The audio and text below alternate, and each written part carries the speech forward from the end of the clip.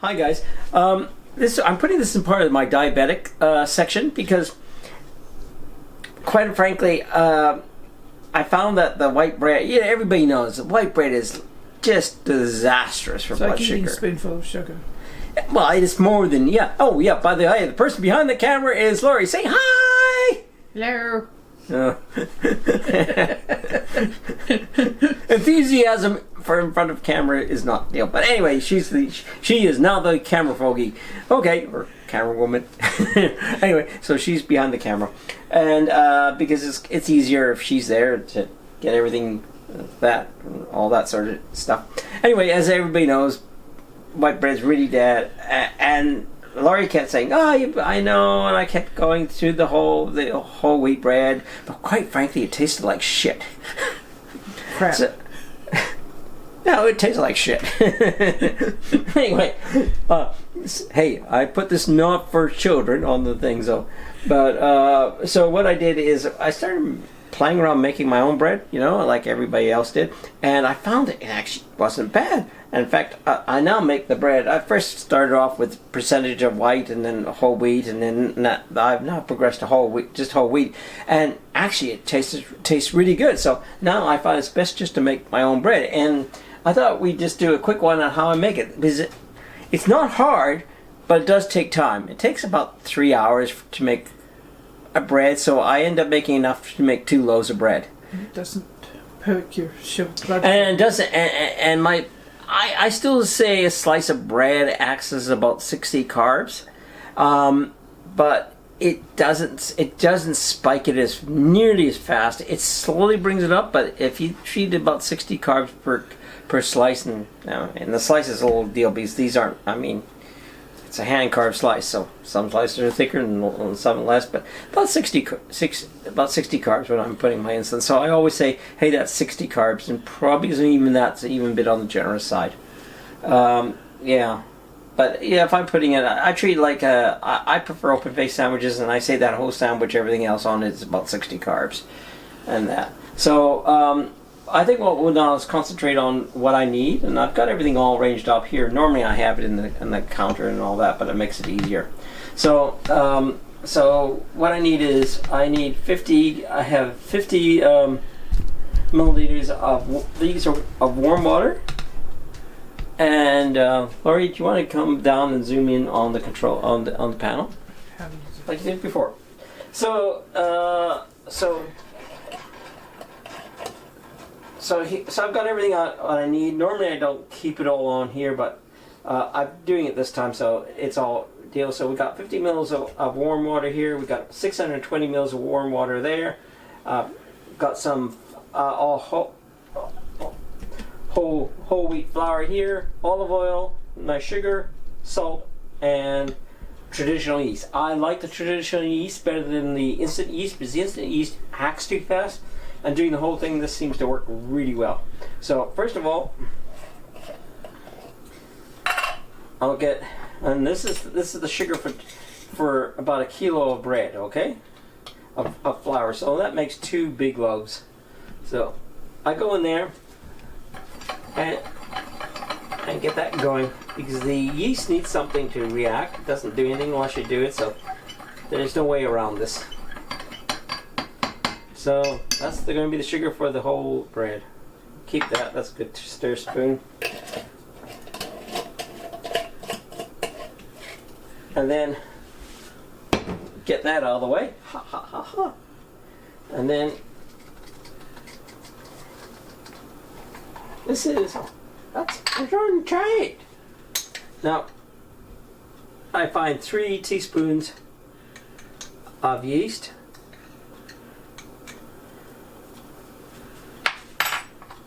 We won't need that spoon. Use that spoon later on. Get that out of the way. And then I stir this on. It needs to stir.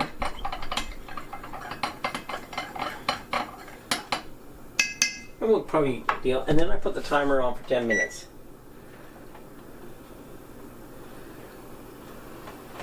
And that allows the yeast to react. Okay. Next I take the small bowl. And we'll zero that in.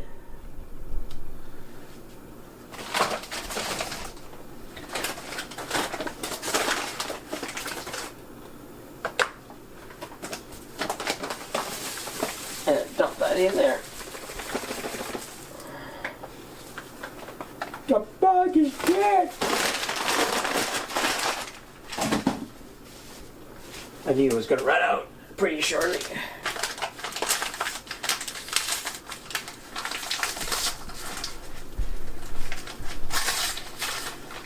Now this is for the dry ingredients, this small bowl.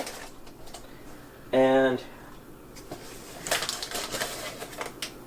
we just bring up to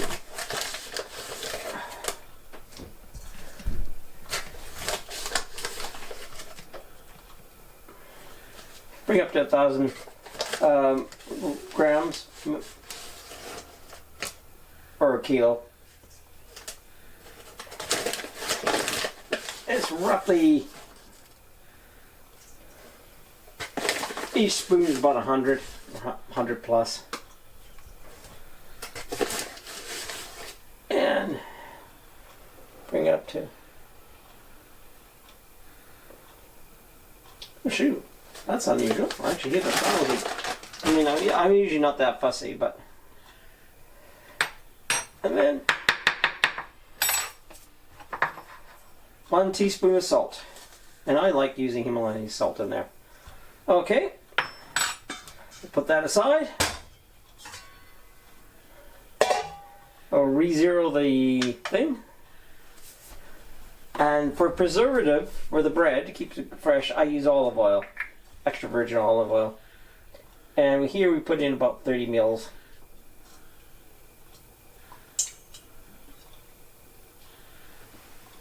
Yeah, 30 mils. 35, but 30, it's close enough. It's bread. It's not perfect. It's homemade bread. Okay. That's the end of this measuring, so we don't need that. And we'll keep stirring that. It's 8 minutes. So now that I got, now I can add into here, into my liquid area. I find it really that way this is going in the main bowl. And I'll just put that, because that just had warm water, so that I don't need to do anything on that one. And we'll put that aside. We've got time. Get rid of the salt. Don't really need these anymore. That was all the tricky measuring shit. Okay.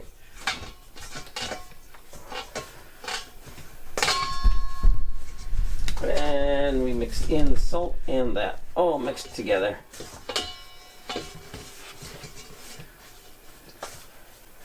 Okay.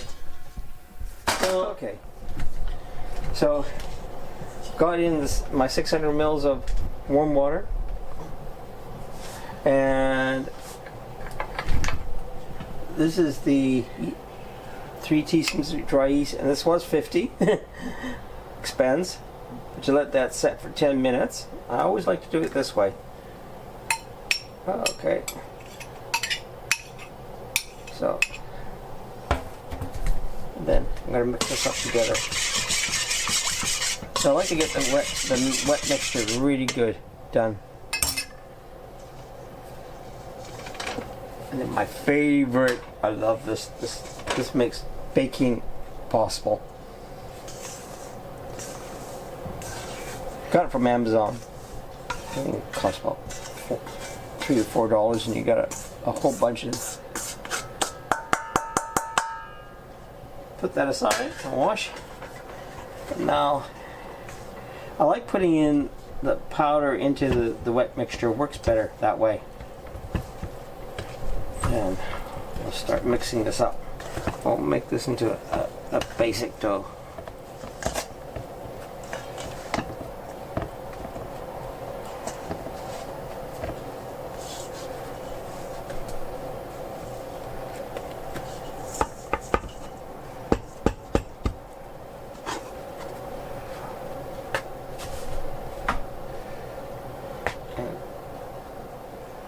I'm going to timer on for 9 minutes. This is where we get the bowl. And when you start feeling, you feel it is a little bit moist, but this works it in. The main thing is just to start kneading the dough. And it needs about 8 minutes, but I always put another 9 minutes because you tend to, I put that extra minute to pick around.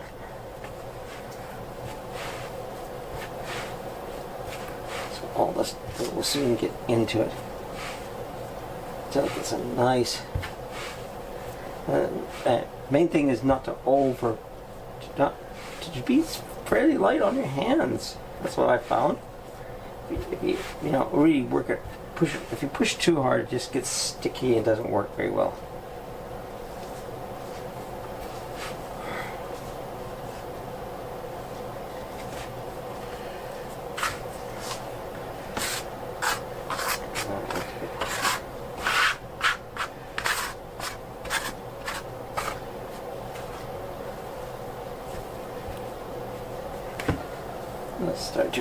It's starting to work nicely.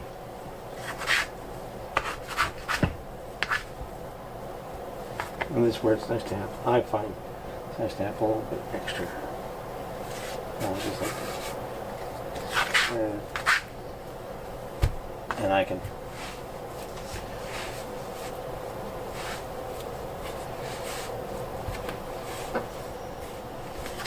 the nice thing is you use that, I use that to work the dough. And I'm going to show you the whole 9 minutes of me kneading it because it's main. You get the gist of it. But the main thing is that I like to. This makes a big difference too. And I like doing it by hand, but you get to feel the consistency. You know, that's feeling a lot better.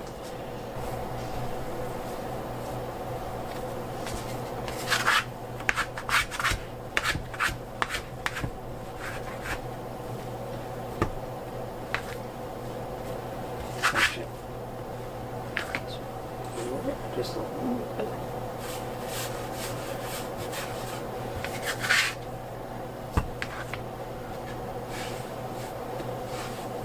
Very therapeutic, this.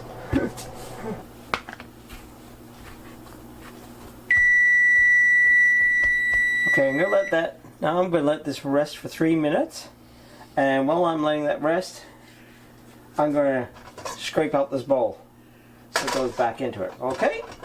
It's almost been 3 minutes. Okay. And this is what I like to do. Okay. Here we go. Then I like to do.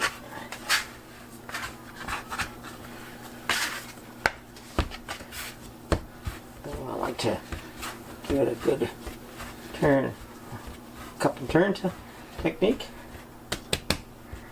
That looks really good. There we go. Put it in there. Put some flour over it.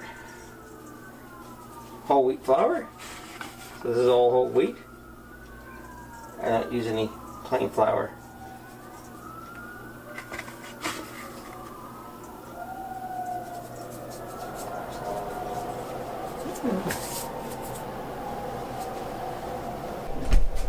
And I'll just cover this with a cloth and just let this sit for it, and then I'll put the timer on for an hour. And just bye. See you in an hour. Yeah. Okay, it's about 35 seconds, and I don't know if you can see the board, but as you see, this is the way I like to keep it. It's really nice and clean. And what I'm going to do is put a little bit of flour on there. Yeah, I like to. And this is, as I said, this is whole wheat flour. And die, evil one, die! Professional kitchen, this is not. Don't come back. And that's the end of it. And you can, as you see, this is how much it's risen. Give you an idea. So it rises quite a lot. And yeah, and that's what I like about the tradition yeast. It doesn't look like it's working, but it really works.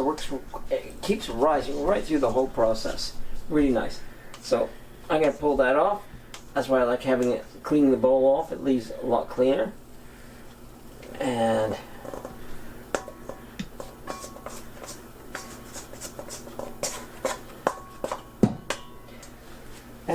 I'll put that over there. As you see, the bowl's all dirty now.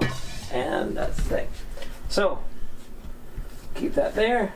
And we'll start working this out. And this is going to make 2 loaves. So we're going to get this worked out. And then cut this off. I mean, it's a guesstimate, you know. I mean, this is baking. It's not ultra huge, precisely, you know. I mean, you know. That's why I like this. As you said, it's easy. So I'll get that off to the side to work it. And then what I'm going to do on this one,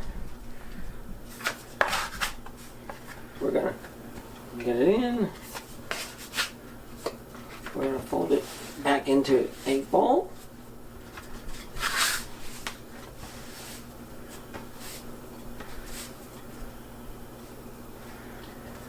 I'm going to flip it around. Do, as Jack says, a classic cup and big thing. Let me see that. It looks kind of cool, you know. And then again, there I'm using that to go over there. I'll maybe move that, and we'll do the same on this one.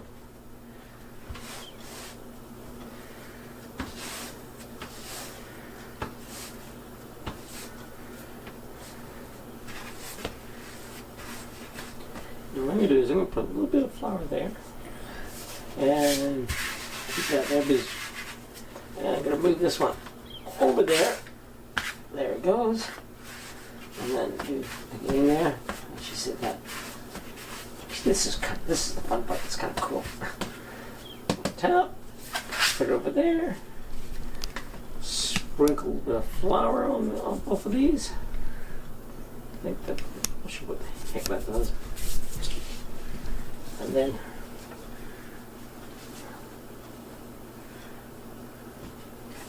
there we go. And I'm going to put the timer in now.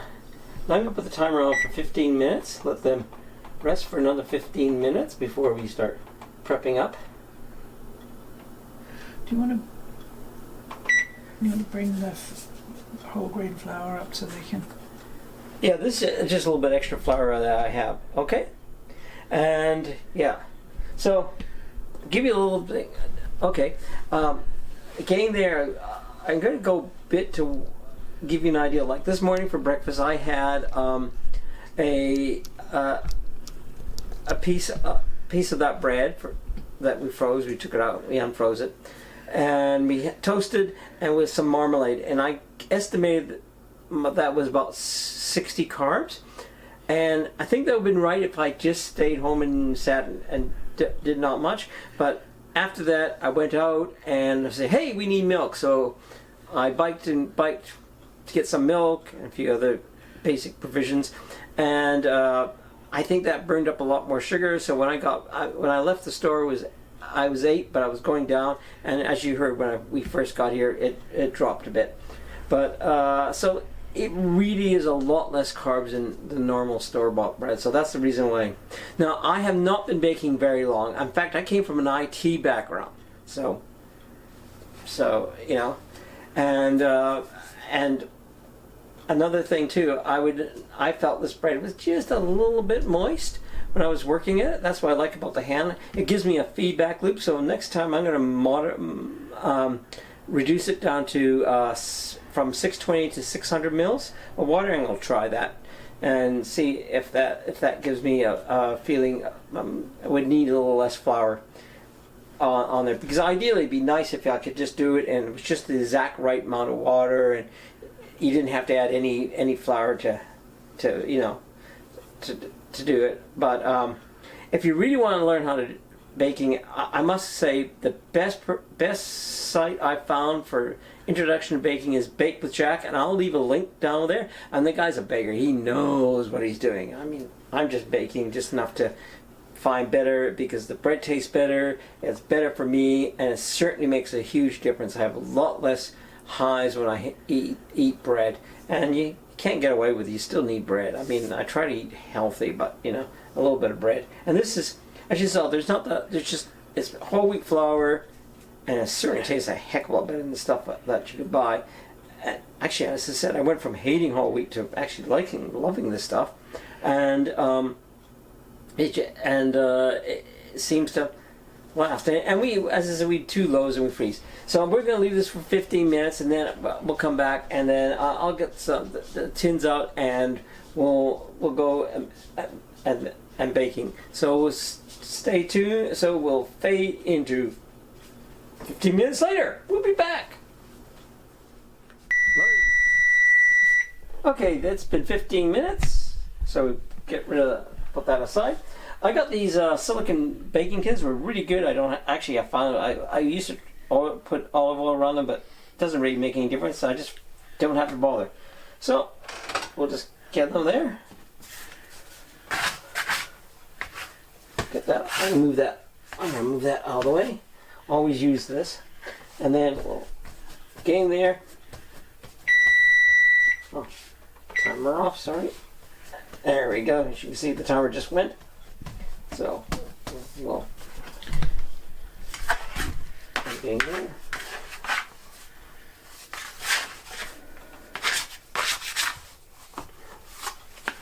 Probably maybe should have put some flour. Anyway, I like stretching it out. A little bit oblong.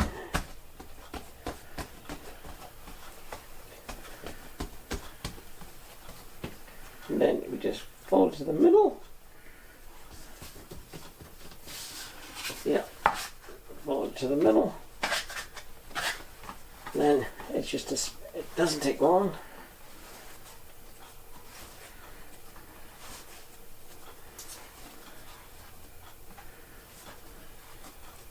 I always like to get these in there.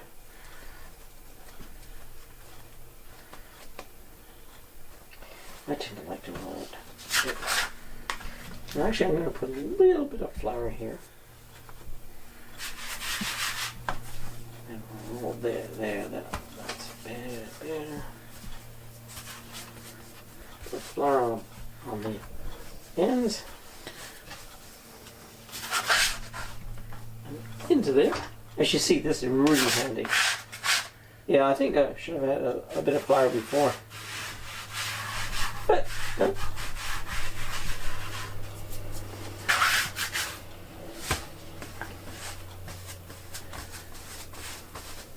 Yeah, that would have been better.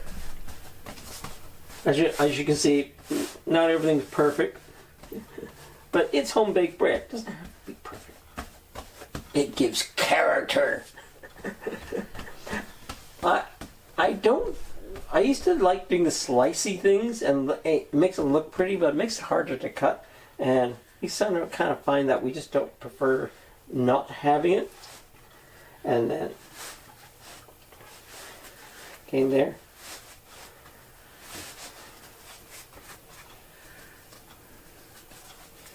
I like to join them all together. And then just a tiny spit of flour on there. And then get it there, it's there. Try it. I like to roll it because it gives it more, to make it more even, like a log. So I get roughly the same thing.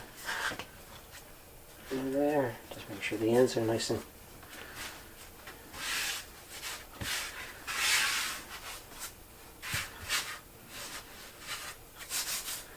maybe just to get that nice and there. There we go. Into the that's clean, and then once it's baking, I'll re-clean that off, and then we'll just cover this up.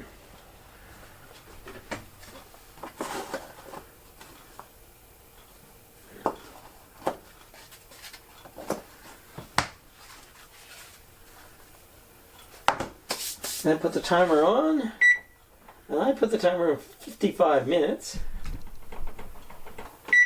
Because in 55, when that timer goes off, then I turn the oven on, and it takes the oven 5 minutes to warm up. I've timed it, so I know it takes my oven 5 minutes. And I cooked this at, I think this is an old Fahrenheit oven, 350 degrees, which is about 180 degrees C.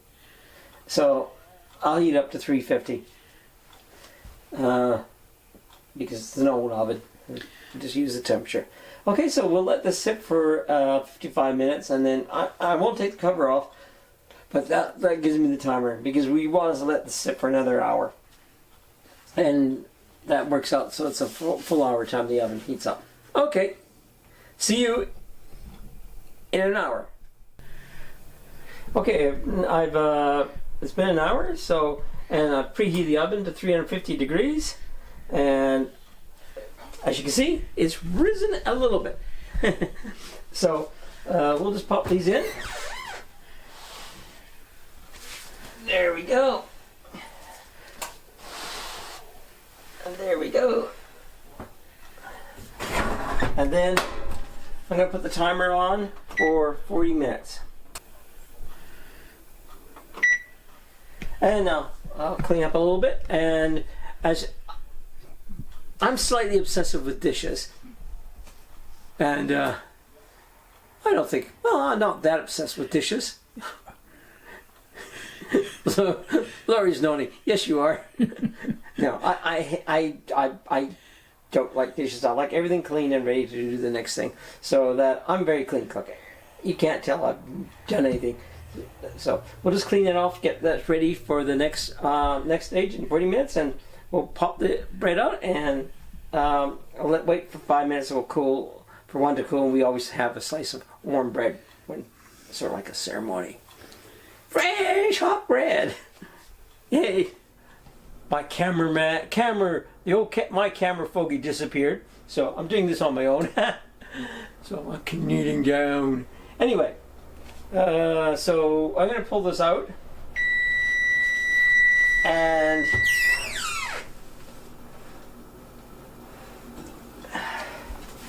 so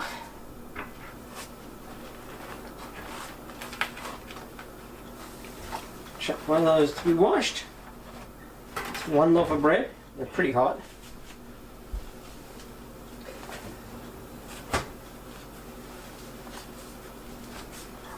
And there's the other loaf of bread. So there's the bread. I'm going to put a timer on the oven for 5 minutes, and that's to let want to let one loaf cool down that we're going to eat now. And we always like to have a bit of fresh hot bread.